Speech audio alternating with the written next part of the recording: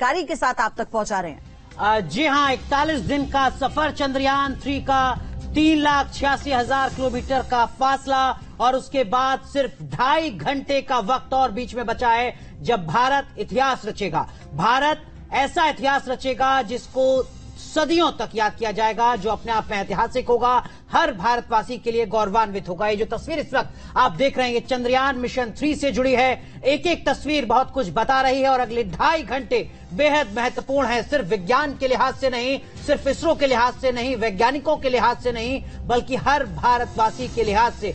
चंद्रयान 3 के सफल होने का मतलब क्या होगा पूरी दुनिया के लिए, जिंदगी के लिए, ये हम लगातार एक्सपर्ट से समझने की कोशिश कर रहे हैं। 7 तस्वीरें इस वक्त आपको दिखा रहे हैं। देखिए किस तरीके से उड़ान भरी चंद्रयान ने, उसके बाद जो पूरी प्रक्रिया होती है वो प्रक्रिया आगे बढ़ती चली गई और अब क्या होगा वो भी आपको दिखा रहे हैं। चांद पर लैंडर विक्रम, रोवर बाहर आएगा और उसके बाद जो प्रज्ञान है वो अपना डाटा जुटाएगा। लेकिन अभी पयोधी 2.5 घंटे का लगभग इंतजार और करना होगा, 2.5 घंटे से लगभग 1 मिनट कम। और यही कारण है कि देश के अलग अलग हिस्सों में फिर चाहे बड़े बड़े मंदिर हों या फिर अनुष्ठान किए जा रहे हैं, पूजा प्रार्थना की जा रही है। महाकाल में चाहे भगवान भोलेनाथ के आगे नतमस्तक करना हो या फिर यज्ञ करके इस बात की कामना करना हो कि ये जो सॉफ्ट लैंडिंग की बात कही जा रही है ये सफल हो जाए। और हम आपको ये भी बता देना चाहते हैं कि जो न्यूज नेशन पर आज हमारे साथ पैनल है बहुत ही सरल भाषा में आपको हर एक आज के मोमेंट के बारे में बताने वाला है। बिल्कुल, तो देखिए खास पैनल हमारे साथ यहाँ स्टूडियो में है, बाहर से तमाम खास मेहमान हैं और हमारी सहयोगी पिनाज त्यागी इस वक्त इसरो में उसी सेंटर पर मौजूद हैं जो सेंटर इतिहास का गवाह बनने जा रहा है। Pinaz, over to you.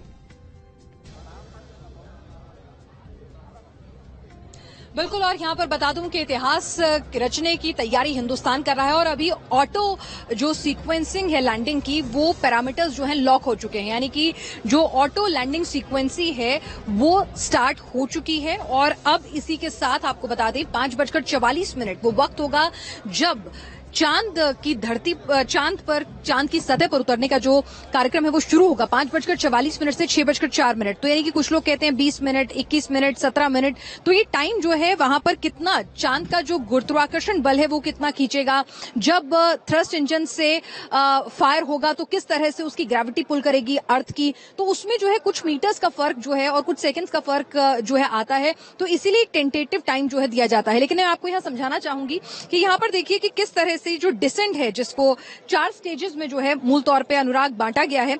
तो पहले 30 किलोमीटर यानी कि 25 किलोमीटर कुछ लोग कह रहे हैं, लेकिन कहा जा रहा है कि ग्रेविटेशनल पुल का +-5 किलोमीटर करके उन्होंने 30 किलोमीटर जो हमें ये पैम्फलेट ब्रोशर्स जो है एजुकेशनल मिले हैं ऑफिशियल प्रेस ब्रीफ में, तो उसमें देखिए 30 किलोमीटर रफ ब्रेकिंग फेज जो है यहाँ पर जो स्पीड जो है उसको कम किया जाएगा। 690 सेकंड का पूरा फेज होगा और उसके बाद ऑल्टीट्यूड होल्ड फेज आएगा जहां पर विक्रम लैंडर जो है 10 सेकंड में तस्वीरें खींचेगा, पुरानी तस्वीरों से कंपेयर करेगा।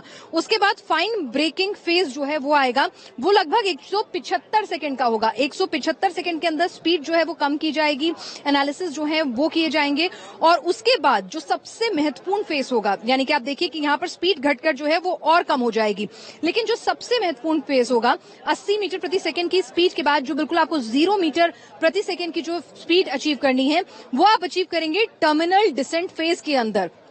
टर्मिनल डिसेंट फेज जो है वो लगभग जो है 131 सेकंड का बताया जा रहा है। तो 131 सेकंड में ऐसा नहीं होगा कि आप धप से नीचे आप अपनी स्पीड को 0 कर लेंगे। दरअसल उसको करने का भी एक तरीका होगा, क्योंकि यहाँ पे अनुराग अपने दर्शकों को हम ये समझाना चाहेंगे कि जब चांद की सतह पर उतरेगा ये यान, तो यानी अभी ऑर्बिट में है, ऑर्बिट से फिर आप अपनी स्पीड एकदम से नीचे करेंगे तो आप क्रैश लैंड कर जाएंगे, जैसा कि विक्रम के साथ हुआ था कि आपके आपने जो ऑटो लैंडिंग सीक्वेंस में आपने तमाम डेटा भरे थे और जो स्पीड जिस तरह से कम होनी चाहिए थी, या जो लूना 25 के साथ हुआ था कि जो फायर हुए जो पूरा थर्स्ट जो था उसकी स्पीड कम करने के लिए ग्रेविटेशनल पुल के रेशियो में वो सही से नहीं हुए। तो इसमें क्या तरीका होता है कि आप ऐसे क्रॉस लैंडिंग करते हैं, डायगोनल होता है, तो यानी कि आपकी हॉरिजॉन्टल और वर्टिकल स्पीड जो है दोनों लगातार गेम की जाएंगी। लेकिन जो तीसरा फेज होता है डिसेंट फेज जिसको बोलते हैं, तो उसके अंदर आप सीधे वर्टिकल, सिर्फ यानी कि वर्टिकल लैंड कर रहे होते हैं। वो सबसे इंपॉर्टेंट फेज होगा 131 सेकंड का, जब स्पीड होगी 0 मीटर पर सेकेंड और उसके बाद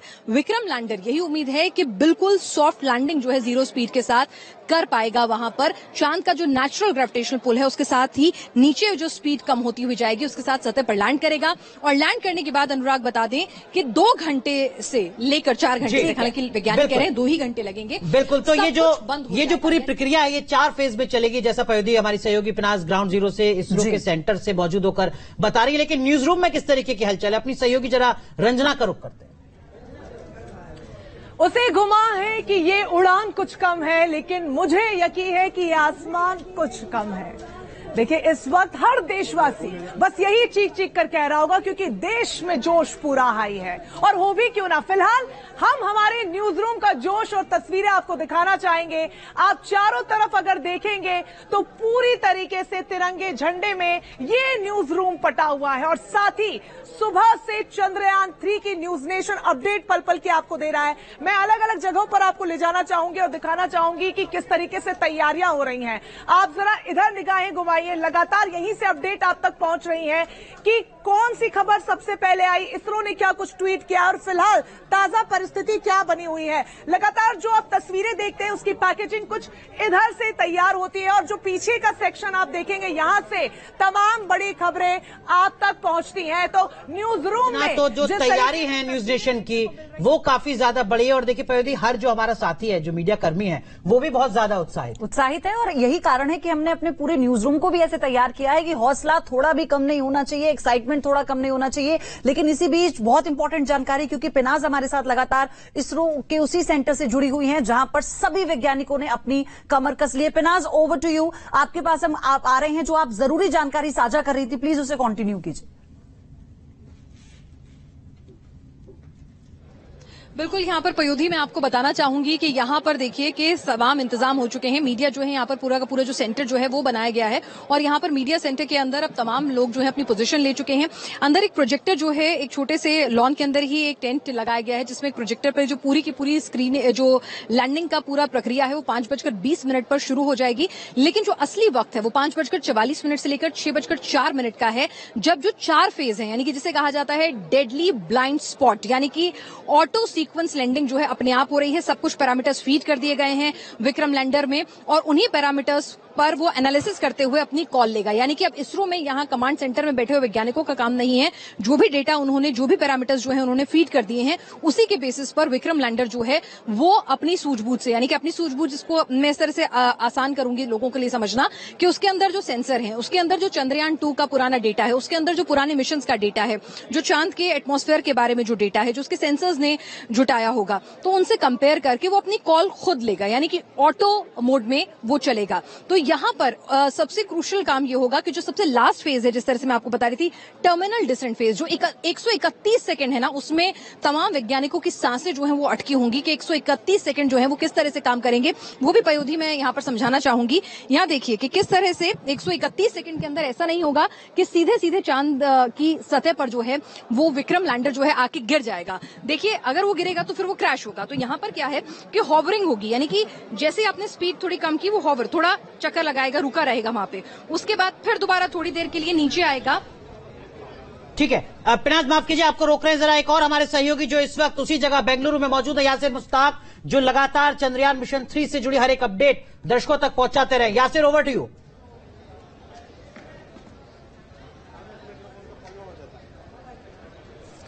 जी बिल्कुल, देखिए तैयारियां पूरी हो चुकी है। सीक्वेंस कमांड जो होती हैं मिशन के लिए, उन्हें लॉक कर दिया गया है। रात को जो है तमाम सीक्वेंस कमांड्स दी गई थी कि किस तरह से जो है आखिरी 15 मिनट को मिशन को काम करना है। वो तमाम सीक्वेंस कमांड्स अब जो है लॉक कर दी गई है और अब 5:44 पर जैसे ही डिसेंट पॉइंट, जो कि डेजिग्नेटेड पॉइंट है जहां पर लैंडर विक्रम को पहुंचना है, वहां पर पहुंच जाएगा। उसके बाद जो है पावर डिसेंट शुरू होगा। जैसे कि पिनाज बता रही थी कि 4 फेजेस में ये पावर डिसेंट है, लेकिन जब ये 150 मीटर दूर होगा लैंडर हमारा चंद्रमा की सतह से, तो वहां पे जो है वो मुआयना करेगा। यासिर, जरा पीछे तस्वीरें दिखाइए, किस तरीके की तैयारियां की गई हैं, कि क्या थोड़ा सा चेंज करना है अपनी जगह को, क्या गई। जी बिल्कुल, मैं आपको दिखाऊंगा। यहाँ पे आप देख सकते हैं ये बड़ा प्रोजेक्टर लगाया गया है यहाँ पर, और इस प्रोजेक्टर में लाइव तस्वीरें हमें मिलेंगी जो अंदर कमांड सेंटर में जो है टेलीमेट्री सेंटर, वहां से जो कमांड दी गई है और किस तरह से ट्रैक किया जाएगा, वो तमाम जानकारी हमें यहाँ पर मिलेगी इस प्रोजेक्टर के जरिए। और 5:44 पर ट्रैकिंग की जो लाइव तस्वीरें हैं हम आपको यहीं से दिखाएंगे कि किस तरह से ट्रैक किया जा रहा है और किस दिशा में हमारा लैंडर जा रहा है, वो सब जानकारी यहाँ पर हमें मिलेगी। और जिस तरह से की है 15 से 19 मिनट तक जो है टच डाउन प्रोसेस जो है वो चलेगा, और 6:04 पर जो है लैंडर विक्रम जो है वो सॉफ्ट लैंडिंग का जो उम्मीद है कि वो सॉफ्ट लैंडिंग करेगा 6:04 पे वो यहाँ पर होगी। लेकिन 150 मीटर की दूरी पे जब होगा लैंडर, तब वो एक बार मुआयना पूरा करेगा उस जगह का जहां पर उससे उतर। बिल्कुल हम आएंगे।